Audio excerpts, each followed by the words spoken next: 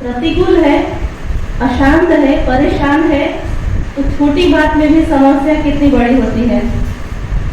यह संबंधों में भी आए दिन कितना, उसको हमने सोचना शुरू किया क्या होगा, प्रेशर देना पड़ेगा दिमाग पर, या अपने आप क्यों आ जाएगी, फिर उसने क्या कहा, फिर उसने क्या कहा।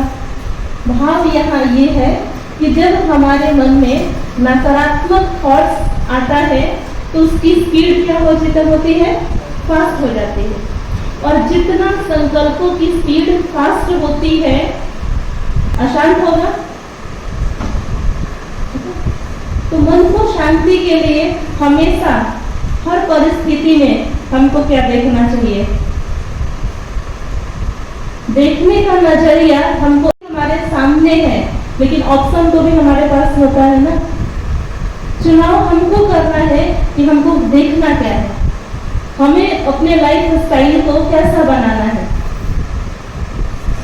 ठीक है। दूसरी बातें होती है जब हमारा मन अशांत होता है,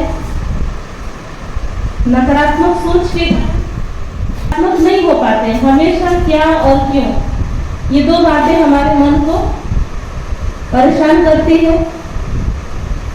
क्या और क्यों के बजाय जो कुछ भी हो रहा है, बहुत भयंकर गर्मी है, हम ये सोचते रहे क्यों इतनी गर्मी है, इसका कोई समाधान है,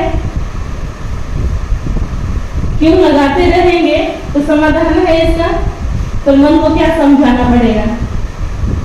गर्मी को चेंज भी नहीं कर सकते हैं हम, समझाते हैं ना, भाई समय ही ऐसा है, सीजन है ये, तो हम इसको बदल नहीं सकते हैं।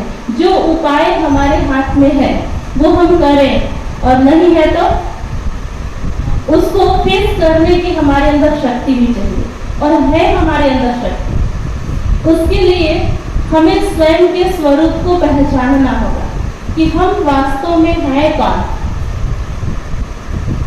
हमें हमसे हमारी कोई पहचान पूछता है तो हम सभी ने अपनी अपनी एक पहचान बनाई हुई है, या माता पिता ने हमको एक हमारी पहचान दी है, नाम दिया है पहचान के तौर पर। हमसे कोई पूछता है तो तुरंत हम अपना छोटे थे तो नाम बताते थे, बड़े हुए, पढ़े लिखे, कोई डिग्री मिली, कोई पद मिला तो बताते हैं हम अपना परिचय। लेकिन वास्तव में हम हैं कौन, वो तो हमारा पद हुआ ना, नाम हुआ ना। जब ये पद वो नाम नहीं था तब भी तो हम थे, जब ये पद हमसे ले लिया जाएगा तब भी तो हम रहेंगे। तो कौन है हम, हमारी सत्यता, हमारी वास्तविकता वास्तव में क्या है, जिसको आज हम बाहरी चीजों में ढूंढ रहे हैं, जो हमारे लिए अति आवश्यक है, वो कहाँ मुझे मिलेगा। कभी हमने सोचा कहाँ मिलेगा और कैसे मिलेगा। सभी ने एक ही आवाज दिया, मन को शांति चाहिए। क्या शांति बाजार की चीज है, खरीदने से मिलेगी? मंदिर में जाके बैठ जाएंगे, ले पाएंगे हम? चलो जब तक हम रहते हैं वहां तो वातावरण है, तो पल भर के लिए मन शांत हुआ, पर मिले तो नहीं, मिलेगी तो वो हमारे पास रहेगी। तो कहां से मिलेगी, कौन देगा हमको? क्या ये बाहरी चीज है? नहीं। ठीक है, जैसे हम सभी जानते हैं ये शरीर 5 तत्वों का बना हुआ है।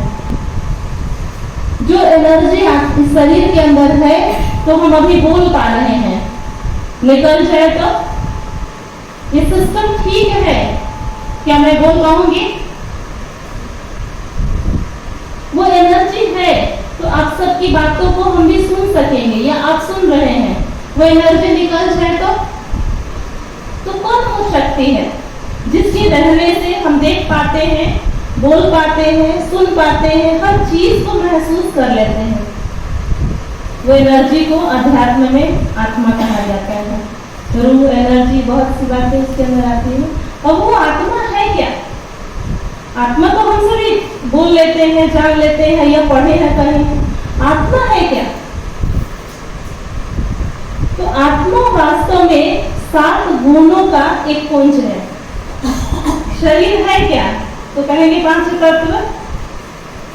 यही हम सभी पढ़ते हैं या पढ़ाते हैं बच्चों को भी। शरीर माना ही 5 तत्व। उसी तरह से आत्मा का माना ही ये 7 गुण।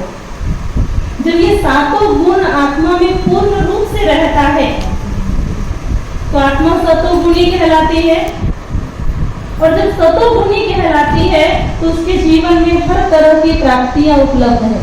वो अशांत नहीं होती, शांत रहती है। वो हमेशा खुश रहती है, वो हमेशा शुद्ध है। जैसे देव आत्माओं को हम लोग क्या कहते हैं? सतोगुणी है। उनके चेहरे को आज भी देखिए, हमारे सामने वो नहीं है। हम सभी ने उन देवताओं के जीवन काल को नहीं देखा है, पर ये 7 गुण का प्रमाण आज भी उनकी बनी हुई प्रतिमाएं देती है। उनका मन इतना शांत था जब वो अपने जीवन काल में थे कि आज भी हम उनकी प्रतिमा के आगे अशांत मन लेकर जाते हैं तो हमारा मन क्या होता है? पल भर के लिए ही वाइब्रेशन शांति के मिलते हैं, नहीं मिलते हैं? अर्थात उनके जीवन में क्या था? संपूर्ण शांति थी, संपूर्ण सुख था, खुशी थी, प्यार था, पवित्र जीवन था। तो पूर्ण रूप से जब हमारी आत्मा उन गुणों में पूर्ण है तो हम देव आत्मा कहलाते थे। धीरे धीरे ये गुण आज हमारे अंदर क्या हो गए हैं? बाहर नहीं है हमारे से। जैसे पानी के अंदर ही क्या होता है? शीतलता। पानी को शीतलता बाहर से नहीं लेनी होती है। उसी तरह से हम आत्मा है तो मुझ आत्मा का रियल गुण शांति है। इसलिए हमको अशांति पसंद हो जाते हैं। हम जैसे पानी को आग पे चढ़ाएंगे तो पानी का रूप चेंज हो जाता है, गुण उसका बदल जाता है। लेकिन पुनः यदि उसको आग से उतारा जाए क्या होगा? वो शीतल होगा या नहीं होगा? उतारते ही। उसी तरह से हमारे जीवन के अंदर प्रतिकूल परिस्थितियां आती है, बातें आती है तो हम भी पल भर के लिए अशांत हो जाते हैं, परेशान हो जाते हैं। लेकिन जैसे ही परिस्थिति बदली या थोड़े समय के बाद क्या होता है? हम अपने वास्तविक स्वरूप में आते या नहीं आते हैं? 24 घंटा क्या हम अशांति के माहौल में रह पाएंगे? 2 घंटा भी? यह शांति है, बिल्कुल अभी शांति है। 1 घंटा भी शांति में बैठने को कहा जाए तो वो प्रॉब्लम नहीं होगा जितना कि अशांत माहौल हो जाए तो किसी को पसंद आएगा, ठीक लगेगा? कोई कहेगा कि मुझे ये कोलाहल बहुत अच्छा लग रहा है, चाहे बाहरी हो या आंतरिक हो, पसंद आएगा? कोई कहेगा शांति का माहौल मुझे बहुत अच्छा लगता है, यह दुख मुझे बहुत अच्छा लगता है, यह नफरत कोई करता है मेरे से तो मुझे बहुत अच्छा लगता है। ऐसा मिला आप सभी को? कोई मिला? या हमारी इच्छा होगी कि मैं दुखी रहूं, अशांत रहूं, परेशान रहूं, मेरे से लोग नफरत करें? कोई नहीं होगा। एक छोटा बच्चा भी, आप छोटे बच्चे को भी डांट के सिखलाएंगे तो क्या कहेगा? उसकी भी इच्छाएं क्या है? आप प्यार से सिखाओ तो हर बात वो, लेकिन डांट के सिखाओ तो सारा उम्र हम सभी प्यार पाते हैं। एक बुजुर्ग को भी क्या चाहिए? प्यार चाहिए या नफरत चाहिए? हर एक को प्यार चाहिए। क्यों चाहिए? हर एक को प्यार क्यों चाहिए? क्योंकि यही मुझ आत्मा की वास्तविकता है, यही मेरी रियलिटी है, यही मेरे जीवन का लक्ष्य है। लेकिन ये मिलेगा कहाँ से और खत्म कैसे हुआ? है ये हमारी वास्तविकता? शांति, प्रेम, खुशी, शक्ति हो भी जाते हैं, हो जाते हैं, नहीं होते हैं? 24 घंटे पे गुस्सा करते हैं क्या? ठीक होता है, मूड बदलता है, कैसे बदलता है? उसका अपना जो रूप है, गुण है, वो उसको बदल देता है। तो हम सभी का जो वास्तविक गुण है वो सात। सबसे पहला ज्ञान। ज्ञान एक बाहरी ज्ञान है जो हम सभी को पता है।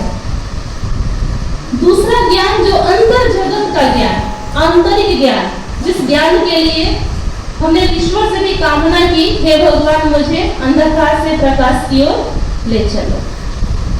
स्वयं को ही नहीं जाना, अपने गुण और अपनी शक्तियों के विषय में ही नहीं जाना, जिसको अंतर चक्षु की जागृति भी कहा जाता है, वो क्या?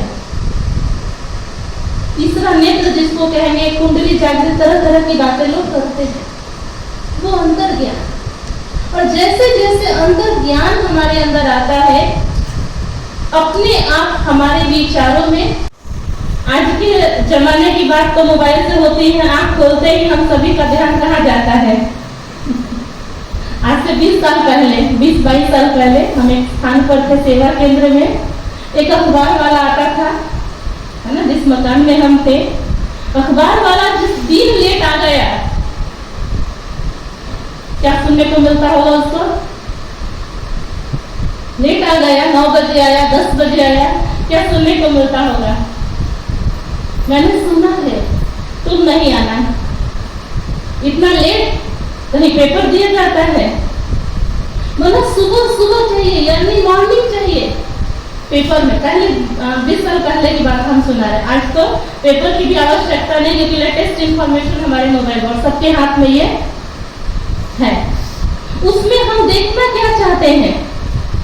मोबाइल ऑन करते ही हम कोई अच्छी चीज सुनना पसंद करेंगे या करते हैं?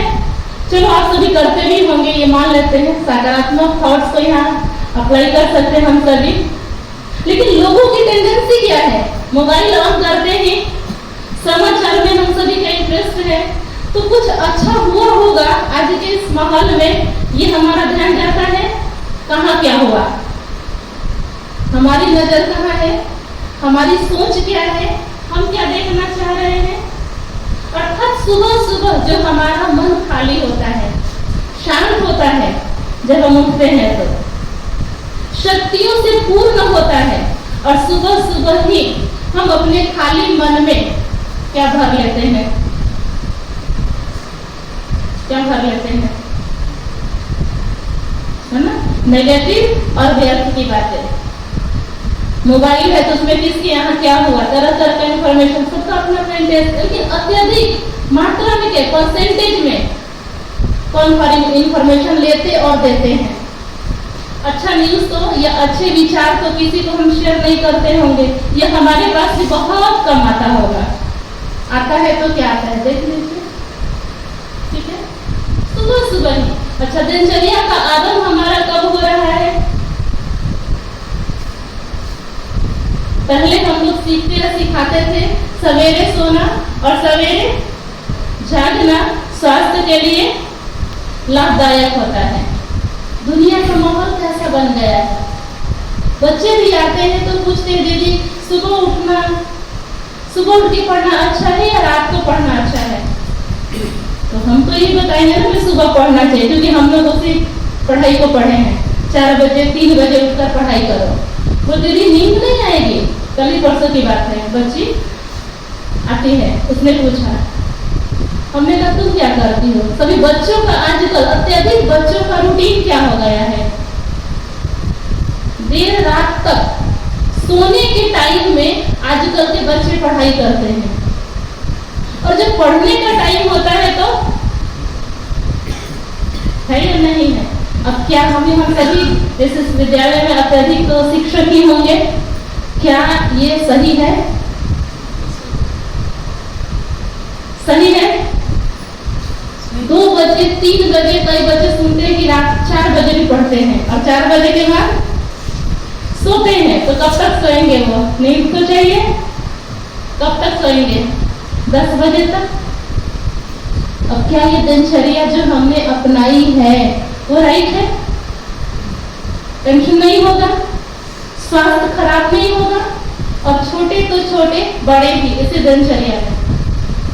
हमारे यहाँ जो माताएं आती है मेडिटेशन के लिए, घर का समाचार तो सुनाई नहीं ना, 8 बजे 9 बजे हम उठते हैं, कारोबार तो है ही, लेट से हम उठेंगे फिर क्या होगा, उठने के साथ ही तनाव शुरू होगा या नहीं होगा। स्कूल जाना है या जॉब पे जाना है या और कोई काम, घरेलू ही काम करना है और लेट उठे, माइंड भी फास्ट काम करेगा और ये शरीर फिजिकल है ना, ऑर्गन्स भी हमारे फास्ट काम करेंगे। और जब दोनों फास्ट करेगा फिर क्या होगा, क्योंकि सिस्टम तो सूर्य तो हमारे अनुसार से नहीं चलेगा। जो दिन की दिनचर्या है या कारोबार है और कारोबार है, सिर्फ हम ही तो नहीं, हमारे रिलेटेड बहुत सारे कनेक्टेड लोग होते हैं, वो तो नहीं रुकेगा ना। फिर क्या होगा, तनाव कम होगा या ज्यादा होगा। ठीक है, फास्ट काम किए, फास्ट भाग करके हम स्कूल में और जॉब पे और कारोबार में हम गए, वहां भी गए तो आजकल हर जगह वातावरण कैसा है, लेट पहुंचते हैं तो हमसे लेट का कोई कारण नहीं पूछता है, काम तो सभी ढूंढेंगे। एक दूसरे की भावनाओं को भी हम नहीं समझते, क्योंकि परिवार की भावना आज नहीं रही है, सहयोग की भावना आज हमारे अंदर कम हो गई है, एक दूसरे को समझने की भावना कम हो गई है। जो अच्छाइयां थी हमारे अंदर वो सारी दब चुकी है। एक परिवार की भावना को हम जागृत कर ले अपने अंदर, एक दूसरे को इमोशंस को हम समझ लें, तो जो समस्याएं आज हमारे अंदर क्रिएट होती है, एक दूसरे को हम सहयोग देने की भावना रख करके कार्य करें। भाई लेट आने का कारण ही पूछ ले, क्या कारण है, हो सकता है कि अगला आया है तो कुछ उसके घर में उलझन हो, समस्या हो, कोई बातें हो। हम सभी जहाँ भी 10 लोग एकत्रित होते हैं प्रतिदिन, वो परिवार कहलाता है, क्योंकि हम सभी ने तो यही पढ़ा है, जब अनेक व्यक्तियों का समूह होता है तो वो परिवार कहलाता है। परिवार सिर्फ ब्लड से ही नहीं बनता है, हमने जो पढ़ा है 10 लोगों के समूह को ही परिवार कहा जाता है। तो जहाँ भी 10 लोग एकत्रित अधिक टाइम पर रहते हैं तो वो परिवार, और परिवार में क्या होता है, परिवार एक सफल परिवार, खुशहाल परिवार कब बनेगा, जिस परिवार में कॉपरेशन की भावना हो, भावनाओं को समझे, है ना, हर एक की योग्यता को, विशेषता को देख करके उसे यूज करें। सबके अंदर सब विशेषता नहीं होती है, लेकिन हर एक की विशेषता, हर एक के एक गुण भी बहुत मायने रखते हैं। तो इस तरह की भावनाएं मन में हम कहाँ बैठना पसंद करते हैं, क्या देखना पसंद करते, घर में आके घर का समाचार या बच्चों का हालचाल बहुत कम, क्योंकि बच्चे भी अपने मोबाइल या टीवी में लगे हैं, तो बड़े भी, हर घर की यही बातें। आज तो हर एक के, पहले तो टीवी भी एक घर में एक ही टीवी हुआ करता था, आज क्या हो गया है, हर एक के हाथ में टीवी आ गया है। नहीं कह सकते हैं ना, हर एक के हाथ में टीवी, तो हर एक अलग अलग होते गए, बढ़ते गए, परिवार में है, घर में है, लेकिन घर में रहते हुए भी हम कहाँ हैं, अकेले। मन को हल्का करने के लिए हम कुछ अच्छी बातें, पॉजिटिव बातें, कोई और बातें नहीं सुनते, नहीं देखते हैं, देखते भी होंगे हो सकता है, लेकिन बहुत कम, कह सकते हैं बहुत कम संख्या में ऐसे लोग होंगे। क्या है, परिवार है, परिवार में कोई ठीक नहीं होगा और परिवार को हम चलाना चाह रहे हैं, क्या करेंगे हम, सपोर्ट करेंगे या किनारा कर लेंगे या छोड़ देंगे या काम को बिगाड़ेंगे, क्या करेंगे। चाहते हमारा परिवार नहीं टूटे, हम संगठित में रहे, एक सूत्र में बंधे रहे, और परिवार में कोई है ऐसा, हमारा ही बच्चा है, हमारा ही भाई बहन है, जिसके में है ये कमी, समझते हैं ना ये बीमार है, वीक है, ये हमारे जैसा समझदार नहीं है, फिर क्या करते हैं, उसके गलत काम को भी हम बहुत शांति से, बहुत प्यार से करते हैं या छोड़ देते हैं, उसको समझाते हैं समय प्रति समय, उससे भी क्या होता है, हमारा मन अशांत, खुशी मिलती है। और यदि हमने उसके साथ अच्छा व्यवहार किया, जैसे बच्चे के साथ हम अच्छा व्यवहार किया, उससे क्या मिलता है? क्योंकि हम सभी जानते हैं कि जो हम देंगे अब अगले के साथ, जो उसने हमारे साथ गलत व्यवहार किया, इरिटेट हुआ, झुंझला गया, कुछ भी, फिर भी हम शांत होकर के रहे और बदले में हमने उसको सपोर्ट किया, स्नेह दिया, समझा उसकी भावनाओं को, नेक्स्ट डे वो क्या करेगा? क्या करेगा वो? चलो दूसरा दिन भी वैसा ही किया, फिर आपने भी वही काम किया। भाव यहाँ ये है कि वो अपनी बुराई को चलो नहीं छोड़ रहा है तो कमजोर है, हम अपनी अच्छाई को, हमारे अंदर जो विशेषता है, हमारे अंदर जो शांति है, जो शक्ति है, जो प्रेम है, क्या छोड़ देना चाहिए? तो पावरफुल कौन हुआ? यदि हमने भी उसके साथ वैसा ही व्यवहार किया तो पावरफुल कौन होगा? वो या मैं? हमने अपने जैसा उसको नहीं बनाया और उसके जैसा हम, वो अपनी बुराई को नहीं छोड़ा पर मैं अपनी अच्छाई को सिर्फ बदलना है और कुछ नहीं।